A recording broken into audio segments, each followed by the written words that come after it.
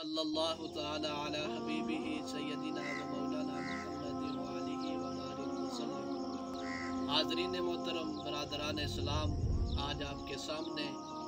اخلاص کے متعلق بات کی جائے گی۔ کوئی بھی کام کیا جائے نیکی کا، اللہ رب العالمین کی رضا کے لیے کیا جائے۔ جو بھی بندہ کام کرے، نماز پڑھے، حج کرے، زکوٰۃ دے، روزہ رکھے، کسی کو کوئی چیز دے، امانت دے، یا کسی کو کوئی قرض دے صدقہ جاریہ کے طور پر، تو فقط اللہ تعالیٰ کی رضا کے لیے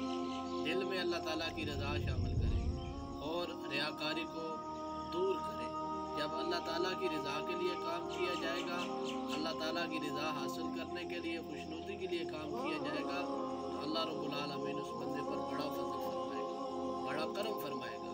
نبی پاک علیہ السلام نے جناب حضرت معاذ بن جبل رضی اللہ تعالیٰ عنہ کو ان کے یمن کی طرف روانہ فرمایا، تو فرمایا اخلص دینک یکفیک العمل، اے معاذ دین کے ساتھ اخلاص پیدا کرو، مخلص ہو جاؤ، اگرچہ تمہارے پاس عمل تھوڑا بھی ہو، فرمایا کہ کامیاب ہو جاؤ۔ یعنی کہ حدیث مبارکہ سے یہ بات ملی کہ بندے کے پاس فقط اخلاص ہونا، یعنی اللہ رب العالمین کی رضا کے لیے خالصتاً کام کرنا، اگرچہ وہ عمل تھوڑا بھی کرے، نیکی ایک بھی کرے، اس کے اندر اخلاص موجود ہو، یعنی خالصتاً اللہ کی رضا ہو، تو اللہ رب العالمین اس بندے پر اتنا فضل فرمائے گا، اتنا کرم فرمائے گا کہ دنیا اور آخرت میں اس کے وقت